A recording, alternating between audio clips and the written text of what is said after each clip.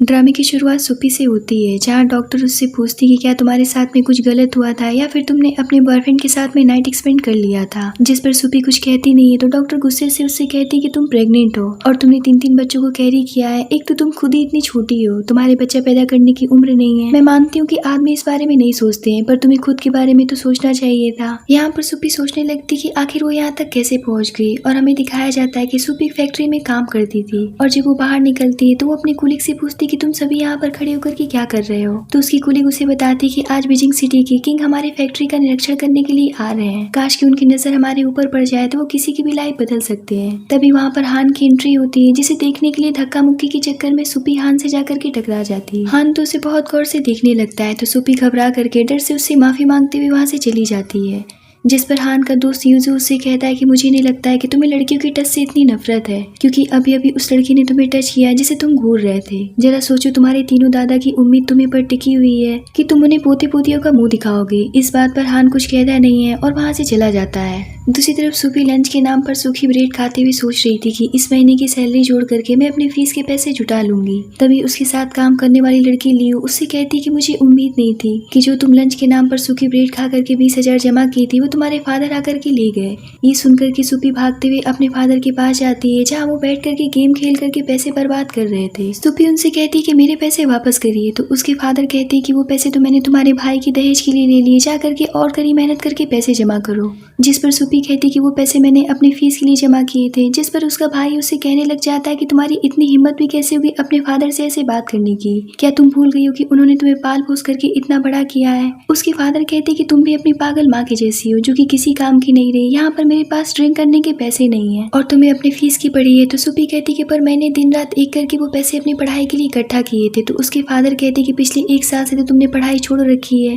फिर तुम किस स्कूल जाने की तैयारी कर रही हो, और वैसे भी तुम पढ़ लिख करके करोगी भी क्या। मैंने तुम्हारी शादी उस बूढ़े झांग के साथ में तय कर दी है, जो कि हमें तुम्हारे बदले बहुत सारे पैसे देने वाला है, और अगले महीने तुम्हारी शादी है। तो सुफी कहती है कि आप मेरी शादी 60 साल की बूढ़े आदमी के साथ करवाना चाहते हैं, आखिर आप कैसे फादर है। तो उसके फादर उससे कहते कि तुमने कभी अपने आप को देखा भी है कि एक गाँव की गवार फैक्ट्री में काम करने वाली लड़की को आखिर कौन पसंद करेगा। तो सुफी कहती कि आप ये बात मत भूलिए कि मैंने एक बड़े कॉलेज का एंट्रेंस क्लियर किया था, जिसे आपने अपने हाथों से फाड़ करके फेंक दिया था। इस बात का उसके फादर के पास में कोई जवाब नहीं रहता है और वो फिर से अपने काम पर लग जाते हैं। सुफी बेचारी रोती हुई सोचने लगती है कि मुझे किसी भी कीमत पर 1 महीने के अंदर अपनी एडमिशन फीस का इंतजाम करना होगा। तभी उसकी नजर एक पोस्टर पर पड़ती है जिसमें न्यू एम्प्लॉयज की वैकेंसी निकली थी, जिसे देख करके वो अगले दिन होटल डब्ल्यू में पहुंच जाती है, जहां वो गलत रूम में एंटर कर जाती है, जहां हान रहता है और वो IVF के लिए लड़की सेलेक्ट कर रहा था। जहां उसका दोस्त हान को समझा रहा था कि जल्दी से शादी कर लो, क्योंकि तुम्हारे तीनों दादा मेरे पीछे पड़ गए हैं और मेरा जीना हराम कर करके रखे हैं, क्योंकि तुम्हारी इतनी एज होती जा रही है और तुम शादी नहीं कर रहे हो, जबकि तुम ये बात अच्छी तरीके से जानते हो कि तुम्हारे फैमिली में बच्चे बहुत मुश्किल से होते हैं और जल्दी कोई फादर नहीं बन पाता है। और इसी बात का डर तुम्हारे तीनों दादा को सता रहा है कि कहीं तुम्हारे अंदर भी तो ये सिम्टम्स नहीं है कि तुम आखिर फादर बन भी पाओगे या नहीं, और उनका वंश आगे बढ़ा भी पाओगे या नहीं। अगर तुम शादी नहीं करना चाहते तो IVF के जरिए एक बेबी कर लो, ताकि मरने से पहले तुम्हारे दादा अपने ग्रैंड चाइल्ड का शक्ल देख सके। हान उससे कहता है कि पर उनमें से कोई भी लड़की मुझे पसंद नहीं आई। तो यूजो उससे कहता है कि अच्छा ठीक है, एक बार लास्ट वाली लड़की से मिल लो। तभी वहाँ पर सुप्पी को बुलाया जाता है। यूजो उससे कहता है कि अपना इंट्रोडक्शन दो, जहाँ सुप्पी अपना नाम बताती है। यूजो नोटिस करता है कि पहली ऐसी लड़की है जिसे हान घूरे जा रहा था, और यही देख करके यूजो हान के ड्रिंक में कुछ मिला करके उसे दे देता है। हान सुप्पी से कहता है कि पर तुम तो बहुत छोटी लग रही हो। जिस पर सुप्पी उससे कहती है कि नहीं, मैं पूरे 19 साल की हूँ और मैं पूरी ईमानदारी से काम करने वाली लड़की हूँ। तो हान उससे पूछता है कि तुम्हें पता भी है कि तुम यहाँ पर क्यों आई हो। तो सुप्पी कहती कि हाँ, आप जो भी काम करने के लिए मुझसे कहेंगे मैं उसे अच्छे से करूंगी। हान सोचता है कि हालांकि मुझे छोटी लड़कियां पसंद नहीं है, पर मैं इसे इग्नोर क्यों नहीं कर पा रहा हूँ। हान उससे पूछता है कि तुम्हें कितने पैसे चाहिए। तो सुप्पी सोचती कि लगता है कि उसने इंटरव्यू पास कर लिया, और सुप्पी उससे कहती कि 20,000। तो हान उससे पूछता है कि 20,000 पर घंटे। सुप्पी उसकी बात को समझ नहीं पाती है और कहती कि सर, मैं आपके लिए लंबे समय तक काम करने के लिए तैयार हूँ। उसकी बातें सुनकर के हान हंस देता है, लेकिन तभी उसके ऊपर नशा चढ़ने लगता है और हान सोचता है कि मुझे क्या हो रहा है, आखिर मैं इतना हॉट क्यों फील कर रहा हूँ। सुफी उससे पूछती कि क्या हुआ सर। इतने पर तो हान उसके ऊपर टूट पड़ता है और उससे कहता है कि अगर तुमने मुझे सेटिस्फाइड कर दिया तो मैं तुम्हें 2 मिलियन दूंगा। इतना कह करके वो उसके करीब जाने लगता है और उसे उठा करके अपने बेडरूम में ले जाता है। सुफी काफी डर जाती है और कहती है कि आप क्या कर रहे हैं, प्लीज मुझे यहाँ से जाने दीजिए। तो हान उससे कहता है कि क्यों, तुम यहाँ पर यही तो करने आई थी। और अब जब मैं नशे में हो गया हूँ तो क्या तुम इस बात का फायदा नहीं उठाना चाहोगी? सुपी कहती कि आप गलत समझ रहे हैं, मैं ये सब नहीं करना चाहती हूँ। उसका डरा हुआ फेस देख कर हान उसे छोड़ देता है तो सुपी उससे पूछती कि आखिर आपको हुआ क्या है? तो हान उससे कहता है कि मुझे क्या हुआ है इस बात से तुम्हारा कोई भी लेना देना नहीं है, जितनी जल्दी हो सके यहाँ से निकल जाओ। पर सुपी पलट करके देखती कि हान तो खुद को ही चोट पहुंचा रहा था, इसीलिए वो वापस से हान के करीब चली जाती है और खुद को उसके हवाले सौंप देती है, जहाँ हान उसके साथ में नाइट एक्सपेंड कर बैठता है। अब कहानी प्रेजेंट में आती है और डॉक्टर उससे कहती कि तुम्हें पता भी कि इन बच्चों का फादर कौन है? 3 बच्चे बहुत रेयर होते हैं और तुम बहुत वीक हो, अपने हेल्थ का ध्यान रखना। सुपी कहती है कि ठीक है और वहाँ से बाहर आ जाती है, जहाँ ये बात पूरी फैक्ट्री में आग की तरह फैल जाती है कि सुपी बिना शादी की प्रेग्नेंट हो गई है और लोग तरह तरह की बातें करने लगते हैं और सभी मिलकर के उसे बुली करने लगते हैं। जहाँ यूजो भी उसे देख लेता है और वो वहाँ पर आकर के पूछता है कि क्या ये प्रेग्नेंट है, और सुपी को देख करके पूरी तरीके से शॉक्ड हो जाता है और वो उससे पूछता है कि ये बच्चा किसका है, जिस पर फैक्ट्री की लड़कियां उससे कहने लग जाती कि सर इसने हमारी फैक्ट्री का नाम खराब कर दिया है, ये बिन ब्याही माँ बन गई है। ये सुनकर के यूजो उन सभी को डांट करके वहाँ से भगा देता है, जहाँ सुपी हान का दिया हुआ क्रेडिट कार्ड यूजो को वापस करके कहती कि आप उन्हें उनका कार्ड वापस कर देना। इतना कह करके वो वहाँ से चली जाती है, जहाँ यूजो अपने आदमी को कॉल करके सुपी के बारे में पता करने के लिए कह करके वहाँ से चला जाता है। इधर सुपी घर आकर के सोचती कि इससे पहले मेरे फादर मेरी शादी उस बूढ़े झांग के साथ में करवा दे, मुझे यहाँ से अपने बच्चों को लेकर के कहीं दूर चले जाना चाहिए। और वो अपनी बेबी से कहती कि तुम परेशान मत होना, माँ तुम्हें इन गंदे लोगों से दूर लेकर के जा रही है। अभी सुपी वहाँ से जा रही होती है तभी वहाँ पर उसके फादर और भाई भी आ जाते हैं। दूसरी तरफ हान के तीनों दादाजी उसके लिए एक लड़की को पसंद करने के लिए बुलाए होते हैं, पर हान उसे भी वहाँ से भगा देता है और अपने दादाजी से कहता है कि आज के बाद से मेरे सामने किसी भी लड़की को मत बुलाइएगा। जहाँ उसके दादाजी उससे कहते हैं कि आखिर तुम करना क्या चाहते हो, तुम जानते हो ना कि हमारी फैमिली को एक वारिस की जरूरत है, अगर तुम्हें शादी नहीं करनी है तो मत करो, पर IVF के जरिए एक बेबी कर लो। क्या तुम्हें हम लोग पर तरस नहीं आता है? अब हम बूढ़े हो रहे हैं, अब तो हमें शक भी होने लगा है कि कहीं तुम्हें मर्दों में तो इंटरेस्ट नहीं है। तभी वहाँ पर यूसुफ भागता हुआ आता है और हान से कहता है कि वो लड़की प्रेग्नेंट है जिसके साथ में तुमने नाइट एक्सपेंड किया था। ये सुनकर के उसके दादाजी कहते कि बकवास करना बंद करो, फालतू की झूठ मत बोलो, ये लड़का किसी भी लायक का नहीं है। हान उससे कहता है कि क्या वो 10 मिलियन उसके लिए कम पड़ गए थे जो कि मैंने उसे दिया था, कि अब वो ये सब नाटक भी करने लग गई है। जिस पर यूसुफ उसे उसकी प्रेगनेंसी रिपोर्ट देते हुए कहता है कि तुम तो काफी खिलाड़ी निकले, एक साथ 3 बेबीज उसे होने वाले हैं। ये सुनकर के उसके दादाजी कहते कि ऐसा तो हो ही नहीं सकता है और उन्हें इस बात पर यकीन नहीं होता है।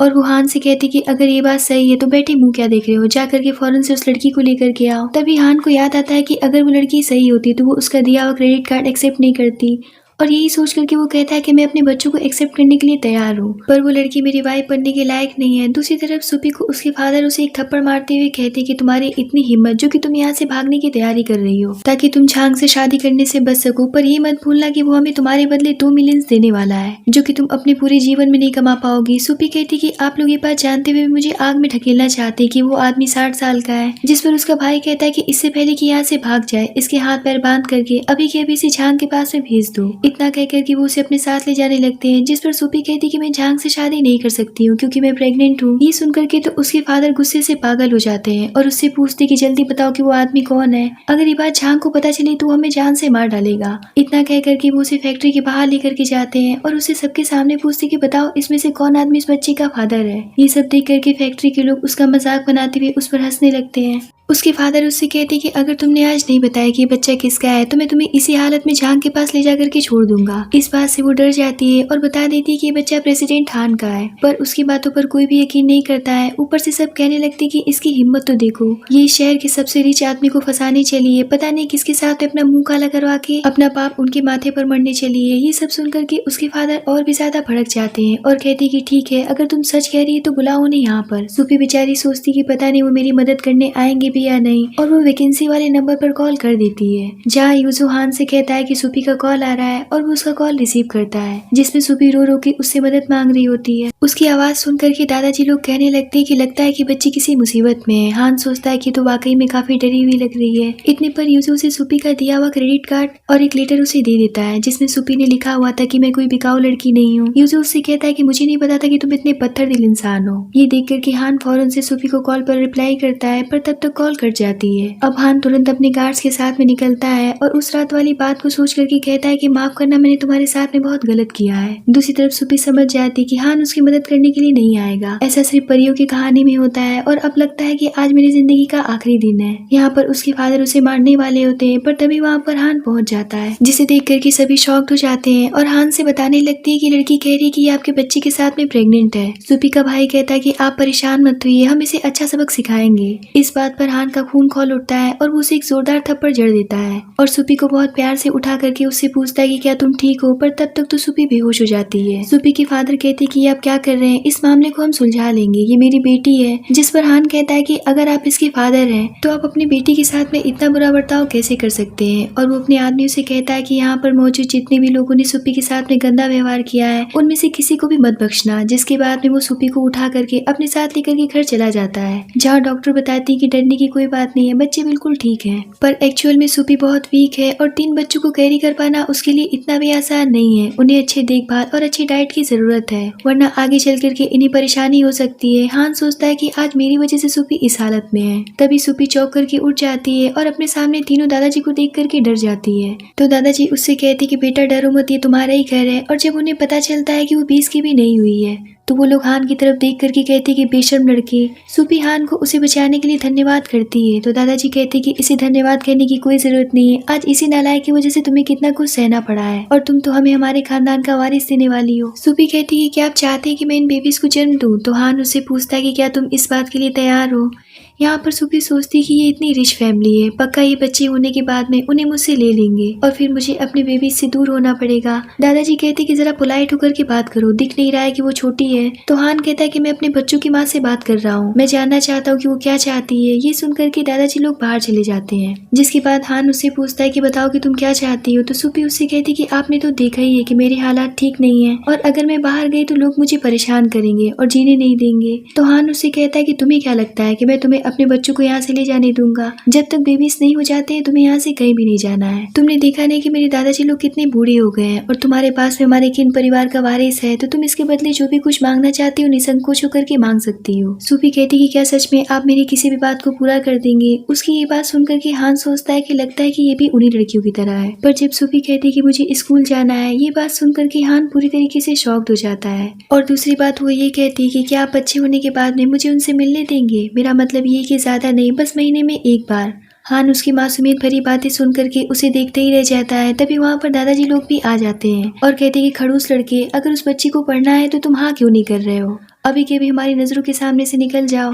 जिसके बाद में वो सुपी से कहते कि बुरा मत मानना, वो शुरू से ही बहुत ही ज्यादा रूठ रहा है, पर हम लोग तुम्हारे साथ में हैं। इतना कह करके वो सुपी को अपनी फैमिली का जेट कंगन दे देते हैं। जिसके बाद वो तीनों मिल करके हान से कहते कि अगर तुमने उसका दिल तोड़ा या फिर उसके साथ में बुरा व्यवहार किया और समय रहते खुद को चेंज नहीं किया तो हमसे बुरा कोई नहीं होगा, क्योंकि अब से वो हमारे किन परिवार की बहू है। अब जल्दी से चल करके उसे शॉपिंग कराओ। क्या तुम्हें दिख नहीं रहा है कि उसके पास में कपड़े नहीं है। अगले दिन वो सभी मिल करके सुपी को अपने साथ शॉपिंग मॉल में ले जाते हैं। अब सुपी वहाँ पर ड्रेस ट्राई करना शुरू करती है और यहाँ पर दादाजी लोग उसे ढेर सारी शॉपिंग कराते हैं, जहाँ हान भी उसे देखते ही रह जाता है। अब इतनी सारी शॉपिंग का बिल देख करके सुपी पूरी तरीके से शॉक्ड हो जाती है और वो सोचने लगती कि दादाजी लोग मुझे इतना मानते हैं, मुझे उनके पैसों का फायदा नहीं उठाना चाहिए, मुझे उनके पैसे वापस करने का कोई तो तरीका ढूंढना होगा। तभी वहाँ पर हान आकर के उससे कहता है कि शायद वो तुम्हारे साइज का नहीं है। सुपी देखती कि वो सोचते सोचते अंडरगारमेंट्स वाले एरिया में आ गई थी। सुपी कहती कि नहीं मुझे ये सब नहीं चाहिए। तो हान कहता है कि देखो दादाजी लोगों के सामने ये लेना सही नहीं होगा, मैं इसे बाद में मेड को भेज करके मंगवा दूंगा, बस तुम उन्हें अपना साइज बता देना। ये सुनकर के सुपी शर्मिंदगी से वहाँ से भाग खड़ी होती है। हान सोचता है कि अब मैंने ऐसा भी क्या कह दिया। सुपी जब घर पहुँचती है तो मेड उसे सूप पीने के लिए देती है और कहती है कि डॉक्टर ने आपको पौष्टिक खाना खाने के लिए कहा है। तो वो मेड से पूछती है कि क्या आपको बहुत ही ज्यादा काम करना पड़ता है। तो मेड कहती कि ऐसी बात तो नहीं है, पर इस घर में पहली बार हम किसी लड़की को देख रहे हैं, इस बात से मैं बहुत ही ज्यादा इमोशनल भी हूँ और हैप्पी भी हूँ। सुपी सोचने लगती कि बचपन से लेकर के आज तक इतनी केयर मेरी किसी ने भी नहीं की है और ये फैमिली मुझे कितना मानती है। यहाँ पर वो सोचती कि मुझे ऐसे नहीं बैठना चाहिए, मुझे भी घर के काम करने चाहिए और यही सोच करके वो घर के काम करने लगती है। ये देख करके मेड शॉक्ड हो जाती है और भागती हुई सुपी के पास जाती है, पर सुपी तो चुलबुली सी लड़की थी, वो मेड के हाथ में नहीं आती है। तो मेड फौरन से सबको मैसेज करके उसकी हरकतें बता देती है। मैसेज देख करके तीनों दादाजी अपना अपना काम छोड़ करके घर के लिए निकल जाते हैं। मेड भी उसे समझाने लगती कि आप ऐसे काम मत करिए और उसे वहाँ से जाने के लिए कहती है। तो वो उनकी बात मान करके वहाँ से जाने लगती है, पर तभी वो फिसल के गिरने वाली होती है, लेकिन तभी वहाँ पर हान आकर के उसे पकड़ लेता है और उसे बहुत ध्यान से देखने लगता है। दादाजी लोग भी ये नजारा देख करके खुश हो जाते हैं, जिसके बाद हान उसे उठा करके अपने साथ ले जाता है और कहता है कि मैं नहीं चाहता हूँ कि तुम फिर से गिर जाओ। कुछ देर के बाद में सूपी के पास उसके फादर की कॉल आती है और वो उससे कहती है कि तुम कैसी लड़की हो जो उन गार्ड्स के हवाले हमें करके चली गई और उन्होंने हमें खूब पीटा है। याद रखना मैं तुम्हें किसी को फ्री में नहीं दे सकता हूँ। मुझे किन परिवार से तुम्हारे बदले में 10 मिलियन चाहिए। अगर तुमने पैसे नहीं दिए तो मैं उन पर केस कर दूंगा। इतना कह करके वो कॉल काट देते हैं। तभी वहाँ पर हान उससे कहता है कि क्या हुआ, जिसे देख करके वो चौंक जाती है और उससे पूछती है कि आप यहाँ पर क्यों हैं। हान कहता है कि मेरा घर है, क्या मैं यहाँ पर नहीं आ सकता हूँ। इतना कह करके वो उसकी हेयर सही करने के लिए जाता है तो सूपी पीछे हट जाती है और कहती कि पहले मैं उस रात के हादसे के बाद से बहुत परेशान रह चुकी हूँ, अब मुझे ये सब नहीं करना है। तो हान उससे कहता है कि जैसा तुम समझ रही हो मैं वैसा इंसान नहीं हूँ जो मैं तुम्हारे साथ में कुछ गलत करने की सोचूंगा। जिस पर सूपी सोचती कि उस रात तो आपने सारी हदें पार कर दी थी और मेरे ऊपर टूट पड़े थे। सूपी का फेस देख करके हान समझ जाता है कि वो क्या सोच रही है और वो उसे क्रेडिट कार्ड देते हुए वहाँ से चला जाता है। सूपी सोचती है क्या मैं इस कार्ड से अपने फादर को पैसे दे दूं, पर फिर वो सोचती है कि मैं किन परिवार का फायदा नहीं उठा सकती हूँ और यही सोच करके वो वापस से फैक्ट्री पैसे कमाने के लिए जॉब पर चली जाती है, जहाँ सभी उससे कहने लगते हैं कि लगता है कि मिस्टर हान को सेड्यूस करने में नाकामयाब रही इसीलिए जॉब पर वापस आ गई। इसे लगा था कि ये प्रिंसेस बन करके मास्टर के साथ में रहेगी, पर ये अपने औकात भूल गई थी। इधर हान के सामने वही लड़की बैठी होती है जिसका नाम मिंग है और वो उसे शादी करने के लिए मरी जा रही थी, पर हान तो उसकी बातों पर ध्यान ही नहीं दे रहा होता है और कंटिन्यू सूपी को कॉल किए जा रहा होता है। तभी उसका असिस्टेंट भागता हुआ उसके पास में आता है और बताता है कि सूपी पूरी घर में कहीं भी नहीं दिख रही है, ऊपर से उन्होंने आपका दिया हुआ कार्ड भी छोड़ दिया है। ये सुनकर के हान समझ जाता है कि वो जॉब पर वापस चली गई है और वो तुरंत ही वहाँ से निकल जाता है। इधर सभी मिलकर के सूपी को हद से ज्यादा परेशान कर रहे होते हैं। इतना कम नहीं था कि वहाँ पर खड़ा आदमी उससे कहने लग जाता है कि जब तुम किसी के भी साथ नाइट स्पेंड कर सकती हो तो मेरे साथ में क्यों नहीं। इतना कह करके वो भी उसके साथ में बदतमीजी करने लगता है, पर तभी वहाँ पर हान आकर के उस आदमी को एक किक मार करके उसे दूर करता है और कहता है कि तुम्हारी इतनी हिम्मत जो तुम इसे हाथ लगा रहे हो। और वो तत्काल प्रभाव पर कंपनी के डायरेक्टर से लेकर के सारे दुष्ट कर्मचारियों को जॉब से फायर कर देता है और उन्हें अपने गार्ड से पकड़वा कर सूपी के सामने नील डाउन करवा करके उससे कहता है कि जो भी कुछ इन्होंने तुम्हारे साथ में किया है उसकी सजा इन्हें दो। ये सुनकर के सूपी कुछ कहती नहीं है तो हान उसे समझाता है कि मैं ये नहीं कह रहा हूँ कि तुम एक बुरी लड़की बन जाओ, पर इतना भी अच्छा होना सही नहीं है जिससे कि लोग तुम्हें कमजोर समझने लगे। हान की बातें समझ करके सूपी उन्हें एक एक थप्पड़ मारती है, जिसके बाद वो अपने असिस्टेंट से कहता है कि मेरी वाइफ बहुत सॉफ्ट हार्टेड है, वो एक एक थप्पड़ मार के ही बहुत खुश है, पर मैं संतुष्ट नहीं हूँ, इन्हें जम करके सबक सिखाओ। इतना कह करके वो अपने साथ उसे लेकर के बाहर चला जाता है, जहाँ सूपी उसे शुक्रिया करती है। तो हान उससे कहता है कि दोबारा से ऐसे बिना बताए कहीं भी मत चली जाना और तुम्हें जॉब करने की कोई भी जरूरत नहीं है। तो सूपी कहती है कि पर मुझे सैलरी कैसे मिलेगी। तो हान कहता है कि मैंने तो तुम्हें क्रेडिट कार्ड यूज करने के लिए दिया था, पर तुम उसे यूज क्यों नहीं कर रही हो। तो सूपी कहती है कि वो तो आपके पैसे है ना, जब आप मुझे घर से निकाल देंगे तो फिर मुझे जॉब तो करना ही पड़ेगा। तो हान उससे कहता है कि ऐसा दिन मैं कभी आने नहीं दूंगा। सूपी तो उसकी बात को समझ ही नहीं पाती है। तभी अंदर से आती आवाज सूपी को सुनाई देती है। तो हान कहता है कि लगता है कि मेरे असिस्टेंट ने उन्हें छोड़ दिया है, इसीलिए वो काफी खुश है। सूपी कहती कि आपके असिस्टेंट कितने सुंदर है और उनका दिल भी कितना अच्छा है, तभी तो उन्होंने उन्हें ज्यादा सजा नहीं दी। ये सुनकर के तो हान की जेलेसी का कोई भी ठिकाना नहीं रहता और वो उससे कहता है कि क्या कहा, असिस्टेंट तुम्हें सुंदर लगता है। तो सूपी कहती कि हाँ बहुत ही ज्यादा। तो हान कहता है कि चुपचाप से कार में बैठो। तभी वहाँ पर असिस्टेंट आता है। तो हान उससे कहता है कि आज से तुम्हें मेरी कार ड्राइव करने की कोई भी जरूरत नहीं है। असिस्टेंट कहता है कि पर बाकी की गाड़ियां तो निकल गई है, क्या मैं पैदल आऊंगा। तो हान कहता है कि हाँ तुम पैदल आओ। इतना कह करके वो गाड़ी में बैठ जाता है। सूपी उससे पूछती कि आप कार ड्राइव क्यों कर रहे हैं, आपके असिस्टेंट कहाँ गए। तो हान उससे कहता है कि क्या तुम्हें दिख नहीं रहा है कि वो भैंसे जैसा होता जा रहा है, वो जितना पैदल चलेगा उतना ही उसके लिए अच्छा होगा।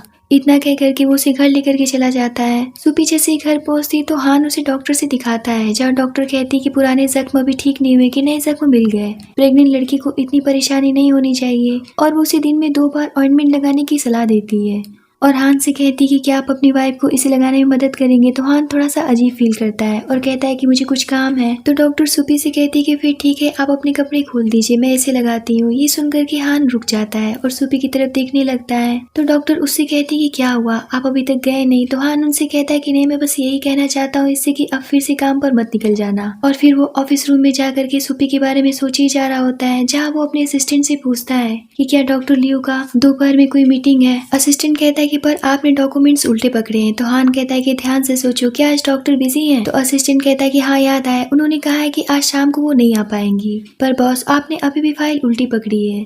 तो हान कहता है कि अब से मुझे उल्टी फाइल पढ़ना बहुत पसंद है, अभी के भी यहाँ से निकल जाओ। कुछ देर के बाद भी वहाँ पर मेड आती है और हान से कहती है कि डॉक्टर लियो आज जल्दी चली गई थी, तो क्या मैं सुपी को ऑइंटमेंट लगाने के लिए रुक जाऊँ? तो हान कहता है कि नहीं, आप अभी घर चले जाइए। ये सुनकर के मेड हंसते हुए वहाँ से चली जाती है। जिसके बाद हान सुपी के रूम में जाता है और उससे पूछता है कि तुम्हारा नाम क्या है? तो सुपी उसे अपना नाम बताती है। तो हान उससे कहता है कि चलो अब मुझे तुम्हें ऑइंटमेंट लगानी है। ये सुनकर के सुपी शॉक्ड होकर के उससे कहती कि पर ये तो सही नहीं है, अभी तो दवा लगाने का टाइम भी नहीं हुआ है। तो हान उससे कहता है कि पर डॉक्टर ने मुझसे कहा था कि मैं इसे अभी लगा सकता हूँ। तो सुपी उससे कहती कि पर आप मेड को बुला दीजिए। तो हान उससे कहता है कि तुम क्या चाहती हो कि अब वो ओवर टाइम करें? देखो मेरे दादाजी 2 दिन में पार्टी रखने वाले हैं जहाँ वो तुम्हें बहुत सारे लोगों से मिलवाने वाले हैं और मैं नहीं चाहता हूँ कि कोई भी हैवी ड्रेस पहन करके तुम्हें दर्द हो। इतना कह करके वो उसे मेडिसिन लगाने लगता है। सुपी कहती कि थोड़ा आराम से, और उसकी ये बात बाहर खड़े दादाजी लोग सुन लेते हैं और कहते कि अरे नालायक लड़का बहू के कमरे में जा करके ना जाने उसके साथ में क्या कर रहा है, हमें तो जरा सा भी अंदाजा नहीं था कि लड़का इतना हाई टॉप छिछोरा निकलेगा। तो दूसरे दादाजी कहते कि हम तो अंदर भी नहीं जा सकते हैं, पर इस बात की अब हमें तसल्ली हो गई कि इस लड़के को मर्द पसंद नहीं है। इधर सुपी को काफी अजीब फील हो रहा होता है और वो उससे कहती है कि अब बस करिए, मैं खुद से लगा लूंगी। हान कहता है कि अच्छा ठीक है। अब हान के दादाजी एक पार्टी रखते हैं जहाँ सुपी हान से कहती है कि मुझे लगता है कि पार्टी बहुत ही ज्यादा बड़ी है और मुझे इसमें नहीं जाना चाहिए। तो हान उससे पूछता है कि आखिर तुम इस पार्टी में क्यों नहीं जाना चाहती हो, ये पार्टी तो तुम्हारे लिए रखी गई है। जिस पर सुपी कहती है कि मुझे नहीं लगता है कि हमारा रिश्ता इस काबिल है जो कि इसे पब्लिक किया जाए, क्योंकि हम दोनों तो इन बच्चों की वजह से जुड़े हुए हैं और बेबी होने के बाद में आप मुझे यहाँ से निकाल देंगे तो हम दोनों के लिए सही नहीं होगा। हान कहता है कि ठीक है, तुम कपड़े चेंज कर लो, ज्यादा मत सोचो। इधर पार्टी में दादाजी लोग सबके सामने अपने परपोती की आने की खुशखबरी अनाउंसमेंट कर देते हैं। ये सुनकर के पार्टी में मौजूद सभी लोग तरह तरह की बातें करने लगते हैं कि हमने सुना है कि हान को तो लड़कियां पसंद नहीं थी। कुछ लोग तो ये भी कहने लगते हैं कि हमने तो ये भी सुना है कि हान की मंगेतर एक फैक्ट्री में काम करने वाली गरीब सी लड़की है, और इसी बात को लेकर के वहाँ बैठे लोग उल्टी सीधी बातें करने लगते हैं, जिसे सुनकर के दादाजी लोग को बिल्कुल भी अच्छा नहीं लगता है। वहीं बैठा यूसुफ हान से पूछता है कि क्या तुम उस लड़की को लेकर के सीरियस हो या फिर इस बात का डर है तुम्हें कि वो एक गरीब गाँव की एक फैक्ट्री में काम करने वाली लड़की है, इस बात से तुम्हारी इंसल्ट भी हो सकती है। पर मुझे लगता है कि वो बहुत ही इनोसेंट गर्ल है जो कि अच्छे बुरे के बारे में ज्यादा कुछ नहीं जानती है और उसने दुनिया भी नहीं देखी है। जिस पर हान कुछ भी नहीं बोलता है क्योंकि वो खुद ही सुपी को चाहने लगा था। तभी वहाँ पर सुपी की एंट्री होती है, जिसे देख करके सभी उसे देखते ही रह जाते हैं और कहने लगती है कि ये तो कोई देहाती गांव की लड़की नहीं लग रही है। जहाँ एक लड़का उससे पूछ लेता है कि लगता है कि आप गलत जगह पर आ गई हैं। तो हान कहता है कि ये बिल्कुल सही जगह पर आई है क्योंकि यही मेरी मंगेतर है। और वो सुपी से धीरे से कहता है कि घबराओ मत, ऐसा कहना जरूरी है। तभी वहाँ पर मिंग आती है और हान से हंस करके हाय हेलो करती है, जिसे देख करके सुपी सोचती है कि शायद हान को ऐसी लड़कियां पसंद है जो कि उनके स्टेटस की हो। जिसके बाद मिंग सुपी के पास आकर के उसे बताती है कि मैं और हान बचपन से एक दूसरे को जानते हैं। क्या तुम्हें नहीं लगता है कि हान तुमसे कुछ ज्यादा ही बड़ा है? तुम तो उससे छोटी लगती हो, लगता है कि तुम अभी तक कॉलेज नहीं जा पाई हो। बताओ तुम कौन से स्कूल में पढ़ती हो? तो सुपी उसे बताती है कि मैंने स्कूल छोड़ दिया है, किसी वजह से मैं अपना स्कूल कंटिन्यू नहीं कर पाई हूँ। इस बात का सभी मिलकर के उसका मजाक बनाने लगती है और कहती कि ये तो अनपढ़ लड़की है, पता नहीं कैसे हान इसके चक्कर में फंस गया है। तो मिंग उससे कहती कि बुरा मत मानना, मेरी फ्रेंड्स ऐसे ही बातें करती हैं, ये मुंह की तेज है लेकिन दिल की साफ है। तो सुपी कहती है कोई बात नहीं, ये सही बात तो कह रही हैं, ये बात सच है कि मैं हान के लायक नहीं हूँ। सुपी के इतना पोलाइट बात करने पर भी वो लड़कियां अपने बदतमीजी से पास नहीं आती हैं और उसकी इंसल्ट पे इंसल्ट किए जा रही थी। तभी वहाँ पर हान आता है और सुपी का हाथ पकड़ करके उससे पूछता है कि क्या तुम ठीक हो? जिसके बाद में वो उन लड़कियों से कहता है कि तुम होती कौन हो मेरी वाइफ से इसका हिसाब मांगने वाली, कि वो क्या करती है और क्या नहीं करती है। तो मिंग कहती कि मैं तो बस यही बताना चाहती हूँ कि ये लड़की हाई स्कूल तक पास नहीं है। तभी वहाँ पर एक आदमी खड़ा हुआ उन्हें बताता है कि इसने हमारे सिंघवा कॉलेज की एंट्रेंस क्लियर किया था, पर पैसे ना होने की वजह से एडमिशन नहीं ले पाई थी। किसी के गरीब होने से उसकी काबिलियत को आंकना सही नहीं है, ये हमारे कॉलेज की स्टूडेंट है। ये सब सुन करके मिंग का मुंह उतर जाता है और वो सोचती है कि ये लड़की हमारे कॉलेज में आकर के कैसे पढ़ सकती है, जबकि गाँव की गंवार लड़की है। वहाँ पर तो सिर्फ रईस लोग आते हैं। तभी प्रोफेसर उसे एडमिशन फॉर्म देते हुए कहते कि अब आप हमारे कॉलेज को कंटिन्यू कर सकती है। ये देख करके सुपी बहुत खुश हो जाती है। जिसके बाद हान मिंग की फ्रेंड से कहता है कि तुमने मेरी होने वाली वाइफ की बहुत इंसल्ट की है, जिसे मैं बिल्कुल भी बर्दाश्त नहीं कर पा रहा हूँ। अगर तुमने आगे से ऐसा करने की कोशिश की तो मैं तुम्हारे पूरे परिवार को दिवालिया बना दूंगा। इतना कह करके वो असिस्टेंट को बुलवा करके उसे पार्टी से बाहर निकलवा देता है और कहता है कि आज के बाद से मेरी होने वाली वाइफ को किसी ने भी बुली किया तो इसका मतलब कि वो अपने लिए खुद ही गड्ढा खोदेगा, मैं उसे पूरी तरीके से बर्बाद कर दूंगा और इस बात के लिए मैं कोई भी कसर नहीं छोड़ूंगा। ये सब देख करके तो मिंग की जेलसी का कोई भी ठिकाना नहीं रहता है कि आखिर हान इससे इतना प्यार कैसे कर सकता है। ये सब देख करके सुपी काफी खुश हो जाती है कि हान उसकी कितनी साइड लेता है और उसकी कितनी केयर करता है। अब पार्टी खत्म होने के बाद में सुपी जब अपना ड्रेस ओपन कर रही थी तो उसके हेयर शिप में फंस जाते हैं, तो वो हेल्प मांगते हुए हान के रूम तक पहुंच जाती है जहाँ हान नहा रहा था,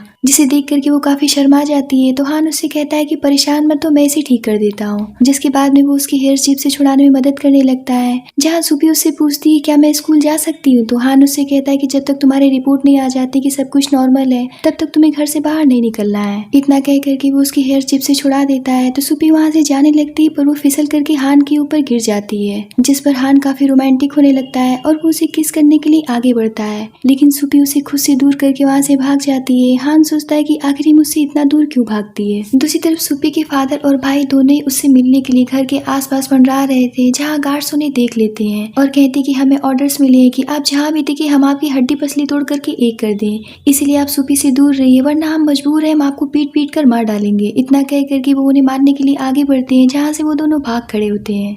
अगले दिन हान सुपी को कॉलेज ले जाने के लिए तैयार होता है और उससे बहुत प्यार से कहता है कि देखो तुम कॉलेज मेरे बच्चों को भी अपने साथ लेकर के जा रही हो, तो अपना भी ख्याल रखना और उनका भी ख्याल रखना। जिसके बाद वो अपने गार्ड से कहता है कि ध्यान रहे कि सुपी के आसपास उसके फादर और भाई नहीं दिखने चाहिए और ना ही उसे कोई परेशान कर सके। इतना कह करके वो उसे छोड़ने के लिए निकल जाता है, जहाँ सुपी अपना इतना बड़ा कॉलेज देख करके बहुत ही ज्यादा खुश हो जाती है और हड़बड़ी में कार से उतरने वाली होती है, लेकिन हान उसे रोक लेता है और उसे इतना करीब पा करके उसे देखता ही रह जाता है। तो सुपी उससे पूछती है क्या हुआ, आप मुझे ऐसे क्यों देख रहे हैं। तो हान शौक तो करके कहता है कि कुछ नहीं, मैं तो बस तुम्हें तुम्हारा टिफिन दे रहा था। ये देख करके मेड भी हंसने लगती है। जब वो कार से उतर जाती है लेकिन फिर भी हान उसी के बारे में सोचा जा रहा था और वो अपनी मेड से कहता है कि प्लीज जरा एसी फुल कर दो क्योंकि मुझे गर्मी हो रही है। इस बात पर मेड समझ जाती है कि हान क्या फील कर रहा है। अगले दिन सुपी जब कॉलेज जाने के लिए बाहर निकलती तो सारे दादाजी लोग बाहर खड़े होते हैं और उससे कहते हैं कि हमने तुम्हारे लिए पौष्टिक लंच बनवाया है, तो लंच टाइम में तुम इसी को खाना। तभी दूसरे दादाजी पीछे से कहते हैं कि ये सब तो छोड़ो, मैंने तो इसके लिए पर्सनल शेफ भी हायर कर लिया है जो कि इसकी मनपसंद का खाना इसी कॉलेज में बना करके खिला दिया करेगा। ये सब देख करके सुपी शॉक्ड हो जाती है और कहती कि मैं इन लोगों को अपने साथ लेकर के नहीं जा सकती हूँ क्योंकि स्कूल में इन्हें जाने की परमिशन नहीं है। तो दादाजी कहते कि फिर तुमने इतना भारी बैग क्यों लिया है। तो सुपी कहती कि मेरी तो इसमें पढ़ाई की बुक्स रखे हुए हैं। तभी वहाँ पर हान आता है और दादाजी लोगों को समझाता है कि इन कार्ड्स को कॉलेज के अंदर ले जाने की परमिशन नहीं है और जहाँ तक रही इसके खाने की बात, मैं इसका अच्छे से ध्यान रख लूंगा। सुपी दादाजी लोगों से प्रॉमिस करती है कि मैं अपना अच्छे से ध्यान रखूंगी, इसलिए आप लोग परेशान मत होइए। हान बहुत प्यार से उसका बैग अपने हाथ में लेकर के कहता है कि चलो मैं तुम्हें स्कूल तक छोड़ने के लिए चलता हूँ। इतना कह करके वो उसे अपने साथ लेकर के चला जाता है। दूसरी तरफ सुपी के फादर और भाई दोनों ही विला के बाहर बैठ करके सुपी को देख रहे होते हैं और सोच रहे होते हैं कि ये तो प्रिंसेस की तरह रह रही है और हमें 10 मिलियन तक नहीं दे सकती है, अब हमें कोई रास्ता ढूंढना पड़ेगा इससे पैसे निकलवाने के लिए। सुपी जब अपने कॉलेज में जाती है तो वहाँ पर सभी को अपना परिचय देती है, जहाँ मिंग भी बैठी होती है और उसकी फ्रेंड उससे कहती कि हान को इस लड़की में ऐसा क्या दिख गया जो कि उसने तुम्हें रिजेक्ट कर दिया। मिंग कहती कि वो सब छोड़ो, हम एक ही क्लास में हैं तो हमें इसे अच्छे से सबक सिखाना होगा क्योंकि एक गरीब गांव की लड़की है, ये हमसे नहीं लड़ पाएगी। तो उसकी फ्रेंड कहती कि इसकी चिंता तुम मत करो, मैं इसे अच्छे से देख लूंगी। तभी सुपी के पास में बैठे आसपास के स्टूडेंट उससे उसका परिचय पूछने लगते हैं और पूछते कि तुम किस फैमिली से बिलोंग करती हो, और एक लड़का उसका नंबर भी मांगने लगता है। जिस पर सुपी सोचती है कि आज सुबह मेड ने मुझे बताया था कि उसे कॉलेज में किसी भी लड़के से दोस्ती करने की परमिशन नहीं है। तभी वहाँ पर मिंग की फ्रेंड आती है और उन सभी को बताने लगती है कि क्या तुम लोग नहीं जानते हो कि ये कोई रिच फैमिली से बिलोंग नहीं करती है। इसके फादर एक नंबर 1 के निठल्ले इंसान थे जो कि दिन भर गेम खेल करके पैसे बर्बाद करते हैं और दिन रात ड्रिंक करते हैं। अब सच तुम क्यों नहीं बता रही हो कि तुम्हारे फादर क्या करते हैं और तुम इतनी लग्जरी कार में कैसे घूम रही हो, क्या तुम अपने फादर को भूल गई हो। जिस पर सुपी कहती कि ये मेरी फैमिली मैटर है, इसमें तुम्हें बोलने की कोई भी जरूरत नहीं है और ना ही मैं किसी को कुछ बताना चाहती हूँ। इतना कह करके वो वहाँ से चली जाती है। सुपी जब लंच करने जाती है तो वहाँ आसपास बैठे सभी स्टूडेंट उसके बारे में बात करने लगते हैं कि हमने सुना है कि किसी की मिस्ट्रेस है जो कि एक अमीर परिवार में रहने लगी है और पैसों के चक्कर में इसने अपने फादर को भी त्याग दिया है और आजकल ये लग्जरी कार में घूमती है और इसका एडमिशन भी उसी अमीर आदमी ने यहाँ पर करवाया है, वरना ये हमारे बीच में बैठने के लायक नहीं है। सुपी नोटिस करती है कि वो सभी उसकी तरफ देख रहे होते हैं तो वो उन लोगों से पूछती है कि क्या मैं आप लोगों की जगह पर बैठ गई हूँ, पर बुरा मत मानिए, आप लोग मेरे साथ में बैठ करके खाना खा सकते हैं। तो वो लोग कहते कि हम तुम्हारे जैसी गिरी हुई लड़की के साथ में बैठ करके खाना खाना पसंद नहीं करेंगे। इतना कह करके वो सब वहाँ से उठ करके जाने लगते हैं। तो सुपी उन लोगों से पूछती कि आखिर आप लोग मुझसे ऐसे बात क्यों कर रहे हैं, मैंने ऐसा क्या कर दिया है। तो वो लड़की कहती है कि तुम जानती हो कि तुम क्या हो और हम किस बारे में बात कर रहे हैं, ज्यादा हमारा मुंह खुलवाने की जरूरत नहीं है। तभी वहाँ पर बैठी लड़की जिसका नाम यूमी है, जो कि मार्शल आर्ट चैंपियन है, वो सुपी के लिए स्टैंड लेती है और उन सभी से कहती है कि तुम सभी को शर्म नहीं आ रही एक लड़की के साथ में ऐसा बर्ताव करती हुई। अगर ज्यादा बकबक करने की कोशिश की तो मैं तुम सभी के पैर हाथ तोड़ करके रख दूंगी। तो वो लोग उससे कहते कि आखिर तुम ऐसी लड़की के लिए हम लोगों से क्यों लड़ रही हो जिसका कैरेक्टर पहले से इतना खराब है। यूमी कहती कि ज्यादा मुझे समझाने की जरूरत नहीं है। तो वो लोग कहते कि ठीक है, तुम मार्शल आर्ट चैंपियन हो इसीलिए हम तुमसे बहस नहीं करेंगे, और इतना कह करके वो लोग वहाँ से चले जाते हैं। जिसके बाद यूमी सुपी से कहती कि आज से हम साथ में लंच करेंगे और तुम्हें कोई भी परेशान करने की हिम्मत नहीं करेगा, क्योंकि अगर किसी ने भी तुम्हें परेशान करने की कोशिश की तो मैं उसके हाथ पैर तोड़ दूंगी। इधर मिंग की फ्रेंड मिंग से कहती कि इस लड़की की किस्मत तो देखो, पहले तो इसने हान के दिल पर कब्जा कर लिया और उसके घर में पहुंच गई। अब इसे कॉलेज में भी मार्शल आर्ट चैंपियन मिल गई है जो कि इसे प्रोटेक्ट कर रही है, पर हम इसे ऐसे ही नहीं जाने दे सकते हैं। ये सब सुन करके और देख करके तो मिंग का खून ही खौल रहा होता है और उसकी फ्रेंड उससे कहती कि हमें जल्दी इसे सबक सिखाना पड़ेगा। तो मिंग कहती कि मैं भी यही चाहती हूँ। शाम को जब हान घर आता है तो वो देखता है कि सुपी किसी से हंस हंस के फोन पर बात कर रही थी, और ये देख करके उसे काफी ज्यादा टेंशन होने लगता है और वो उसके बगल में जा करके बैठ जाता है। लेकिन सुपी चैट करने में इतनी ज्यादा बिजी थी कि वो हान की तरफ नहीं देखती है। तो उससे पूछता है कि आखिर तुम किससे इतना बात कर रही हो,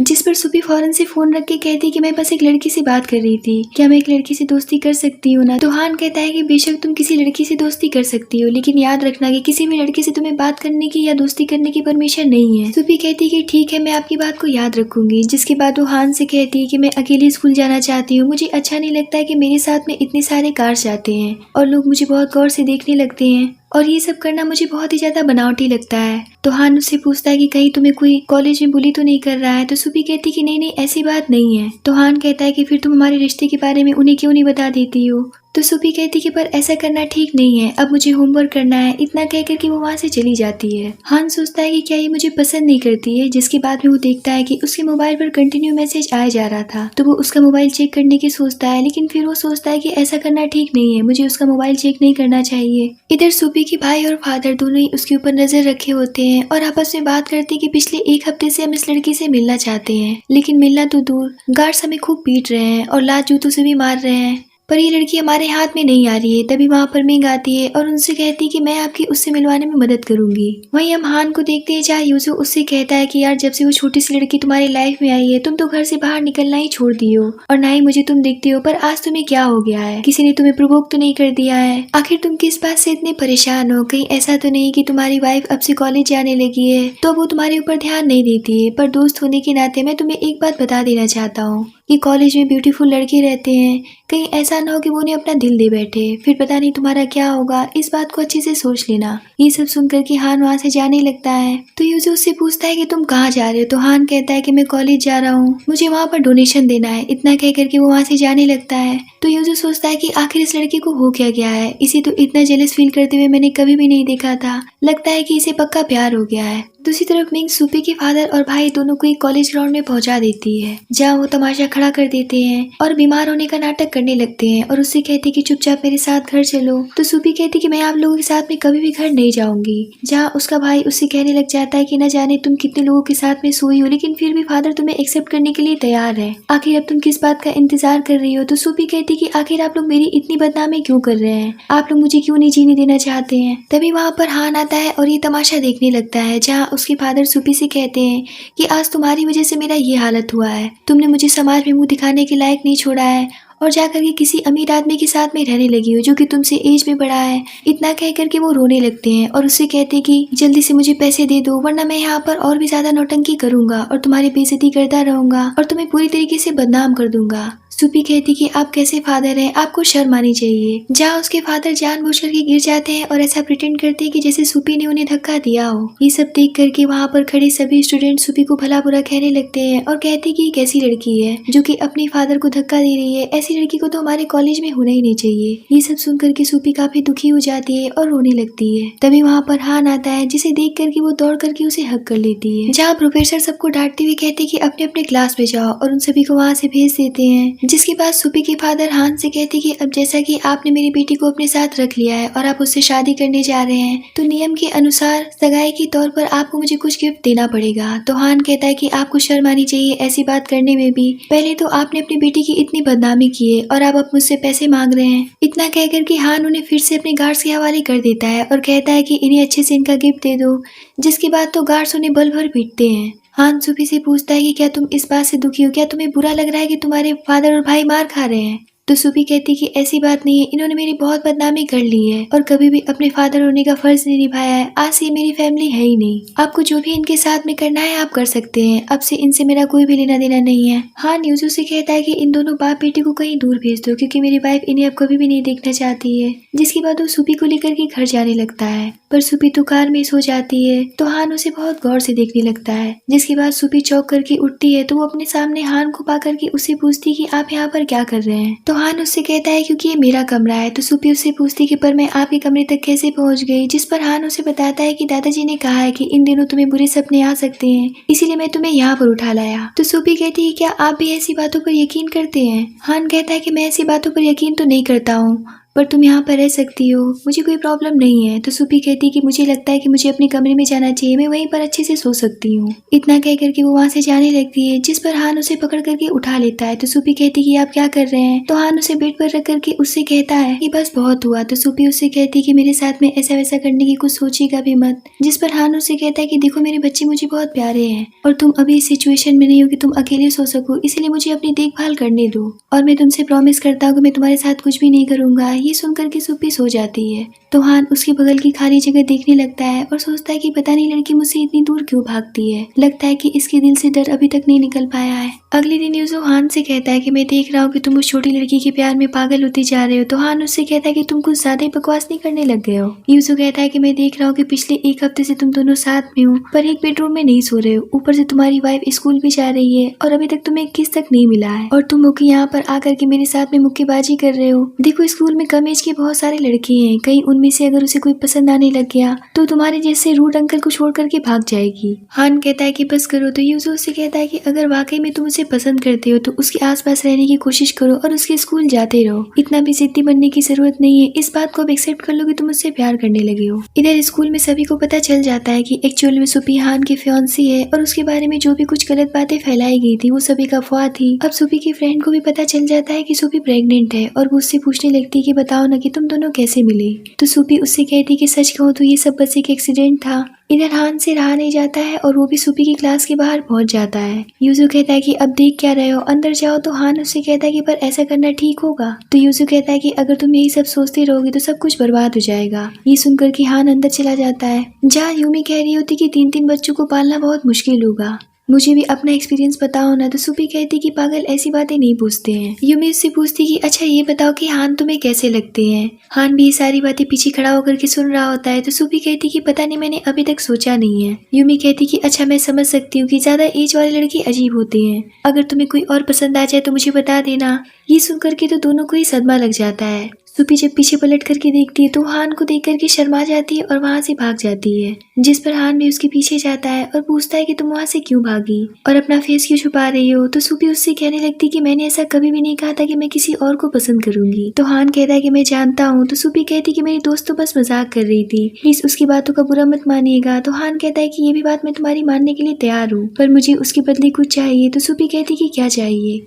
इतने पर तो हान उसे किस कर लेता है और कहता है कि देखो तुम मुझे बहुत पसंद हो, मुझे किसी की बातों का कोई फर्क नहीं पड़ता है। ये सुनकर के सुपी शर्मा करके वहाँ से भाग जाती है और ये सब देख करके तो मिंग पागल हो जाती है और वो सुपी के पास जाकर के उससे कहने लग जाती है कि आज तुम्हारी जैसी सड़क छाप लड़की की वजह से हान ने मुझे रिजेक्ट कर दिया है, और तुम्हें क्या लगता है कि वो तुम्हें पसंद करता है? वो बस तुम्हारे पेट में पल रहे बच्चों की वजह से तुम्हारे साथ में है। सुपी सोचती है क्या इसे भी इस बात का पता चल गया? सुपी कहती कि आखिर तुम मुझसे चाहती क्या हो? तो मिंग उससे कहती कि जितनी जल्दी हो सके इस सच्चाई को एक्सेप्ट कर लो कि बच्चे होने के बाद में हान तुम्हारी जैसी देहाती लड़की के साथ में नहीं रहेगा, क्योंकि तुम्हारी स्टेटस किन परिवार की बहू बनने के लायक नहीं है। तो बेहतर ये होगा कि तुम जितनी जल्दी हो सके यहाँ से दूर चली जाओ। इतना कहकर के वो उसे 50 मिलियन का चेक ऑफर करती है और कहती है कि सोचो तुम अपने बच्चों को भी नहीं मिल पाओगे, ऊपर से वो लोग तुम्हें घर से निकाल देंगे और किन फैमिली का दिया हुआ क्रेडिट कार्ड तक ब्लॉक कर देंगे। इस तरीके से तो तुम फिर से भिखारी बन जाओगे जिसके पास में कुछ भी नहीं होगा। ये सब सुन करके सुपी काफी दुखी होकर के कहती है कि ठीक है, मैं यहाँ से चली जाऊंगी। अब हान सुपी को ढूंढ रहा होता है, जहाँ मिंग उससे कहती है कि मुझे लगता है कि वो भाग गई।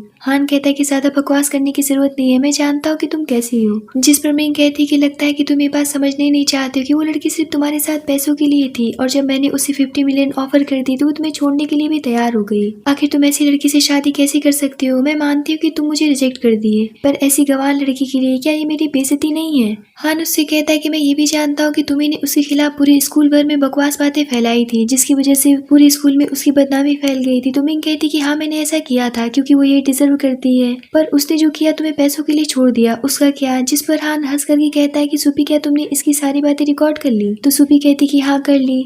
यहाँ पर हमें पता चलता है कि सुपी ने पहले से मिंग का दिया हुआ चेक हान को देकर के सारी सच्चाई बता दी थी। तो हान उससे पूछता है कि क्या सच में तुम मुझे छोड़ना चाहती हो? तो सुपी कहती कि मुझे ऐसा लगता है कि मिंग आपके स्टेटस की लड़की है और मुझे छोड़ना या ना छोड़ना ये आपकी मर्जी है, मैं इसका फैसला नहीं ले सकती हूँ। तो हान कहता है कि लगता है कि तुम बहुत समझदार हो गई हो, पर पहली बार से लेकर के अब तक मैं सिर्फ तुम्हें ही पसंद करता हूँ, और मैंने सुना है कि तुम्हारा 20वां जन्मदिन आ रहा है, लेकिन तुम्हारे फादर ने तुम्हारा जन्मदिन आज तक नहीं मनाया, तो क्या तुम अपना जन्मदिन सेलिब्रेट करना चाहोगे? तो सुपी कहती कि हाँ। हान उससे पूछता है कि क्या तुम हर दिन हमारे बच्चों को देखना चाहती हो? तो सुपी कहती कि हाँ। फिर हान उससे पूछता है कि क्या तुम मुझसे शादी करना चाहती हो? तो सुपी कहती कि हाँ। जिसके बाद वो सोचने लगती कि ये मैंने क्या कह दिया, और वो उससे पूछती कि क्या आपने अभी अभी शादी के लिए पूछा? तो हान उससे कहता है कि मैं बस इसलिए तुमसे शादी के लिए नहीं पूछ पा रहा था कि मुझे लगता था कि पता नहीं तुम मुझे पसंद करती भी हो या नहीं। तो क्या आज तुम इस बात का जवाब मुझे दोगी? क्या तुम मुझसे शादी करोगी? तो सुपी बहुत हैप्पी होकर के कहती कि हाँ, मैं आपसे शादी करूंगी।